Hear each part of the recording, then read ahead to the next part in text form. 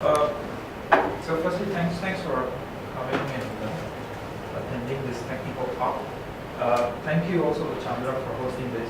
And the reason why I want to share about LINQ is actually I feel that it's a really powerful construct that helps to simplify a lot of problems that we face daily. And I noticed that we tend to write a lot of pieces of code which is doing the same thing again and again, and LINQ just helps you to simplify that. And especially lambdas. Anyone has used functional programming before? Anyone has experience with functional programming? Has used C? You know? You mean like the C-level programming? No. Functional programming like Haskell. Python is not functional, but you know Python? Yeah. Haskell. I'm not sure Haskell has support for lambdas, but lambdas is basically I would say it's like a syntactic sugar for things that we do repetitively, and it actually once I learned about this probably like a few months back. I was quite sad that no one really talked to me about this. .NET supports LINQ and Lambda since 3.5, and 3.5 has been there for quite a while. And it's just sad that we haven't used this, and because especially once I was exposed to concepts like code duplication, clean code, this became really relevant and helps to reduce the amount of code that we write, right? And I just want to say that this is just an introduction, right? LINQ is pretty vast. Even I'm not entirely familiar with it. I've just been using it for some basic things, and I found it really, really useful.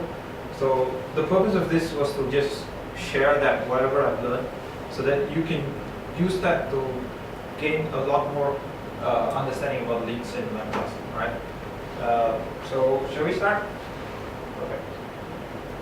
So basically today I'm just going to talk about what is LINQ, very basic, and some features that I think we will be using a lot. And I'll give some. The code that you've opened now has some practice questions that we will try out. I'll also show you some examples which will help you to solve the practice problems. Right? It's going to be an hour. We're starting at 6:15. It depends on how fast we can finish the practice problems. And hopefully, after the end of this session, you have some experience about LINQ, and it doesn't look strange to you. Right? At least when you see LINQ, you have some familiarity with it, right? Because it's actually very simple and easy to understand, but the initial learning curve is a bit high because the syntax is pretty different. And yeah, as I said, if you've not really used functional programming, it might be a bit weird for you, right? So let's go ahead. Okay, LINQ or language integrated query was introduced in Visual Studio 2008.5. It's basically a query. It's actually very, very similar to SQL. Later you'll see how, right? This is a query which expresses a way to retrieve data from a data source, right? The data source can be a data table, an XML, an array, a list, a dictionary. Everything is common in LINQ because LINQ is above all that. LINQ doesn't care whether it's a list or a dictionary or whatever. It just considers it to be enumerable thing. If you heard enumerable, it's if your data source is enumerable, it probably can use LINQ over that. Right? And by default, the .NET Framework data structures like array, list, dictionary, queue, square, they're all enumerable, so you can apply LINQ over them. Right? But some things might be different. Right? So, wait, this is an example. Right? So basically, the LINQ is split up into three parts. So first is, of course, the data source. So what are you trying to get? Right? So data source in this case is integer array. The second thing is the query creation, right? So in this case, I'm trying to get all the numbers from the array which are divisible by 2, right? if you reflect and think about how you would have written this code before, you knew this is you probably create an array, a for, right condition, then select that into another list, and this it's totally not necessary if you know LINQ. Actually, there's a shorter way to do that, but this is one of the syntaxes. So basically, how it works is like from number in numbers, the numbers is the data source. You select one number, and if the number is divisible by 2, then you add it into a list. So the LINQ always returns an enumerable object. In this case, it's going to be an integer array, right? So the second step is creating the query itself. And one thing you should take note is when you create the query, it's not going to be executed. You're just creating a, it's like you're just creating a method. You're not going to call it. So similarly, when you do the second step, you're just creating the query and not going to call it. So when is it actually called? It's called when it's used in this example, like for each, right? So here, when they loop over the query is actually executed, and you get the results, right? This is just a very basic example, and let's look into more details. So this is the same thing explained in a different way: the data source and the query execution. So the query is the from where select. If you notice, this is exactly similar to SQL, but just a bit reversed. So SQL is like select something from something where something. This is like from something where something, select something, right? One reason, actually, why they do that is because in C# you have to define something before you use it. So you cannot say select something from something, because that from something has to be created before. So actually, that's the reason they came out with such a weird structure instead of just going for an SQL syntax, right? So this is just some basics.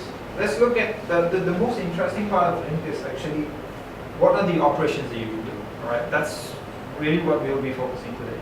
And through the practice sessions, you will have been familiar with some of the operations, all right? Broadly classified, I've tried to classify the operations. So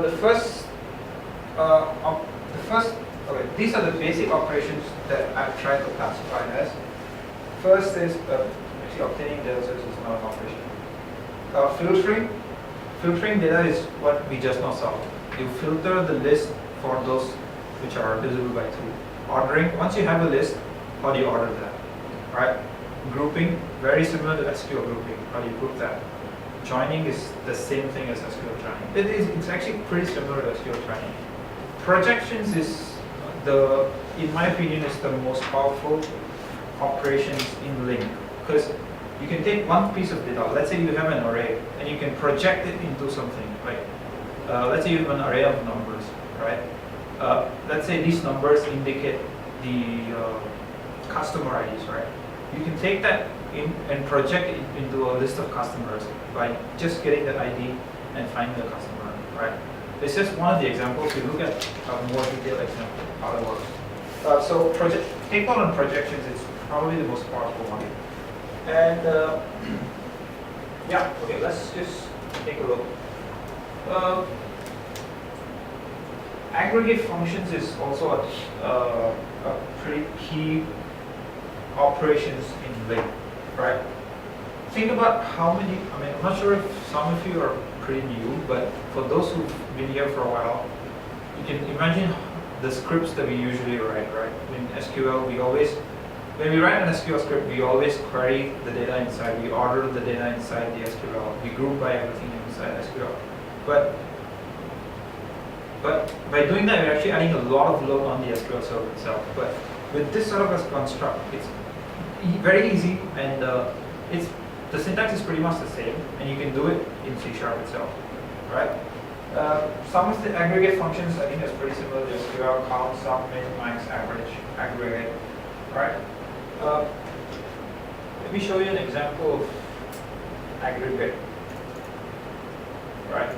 So this is a simple example of an aggregate operation, right? So I've defined the data source to be an array of integers, right? And what I want is I want the distinct elements, the count of the distinct elements in this array.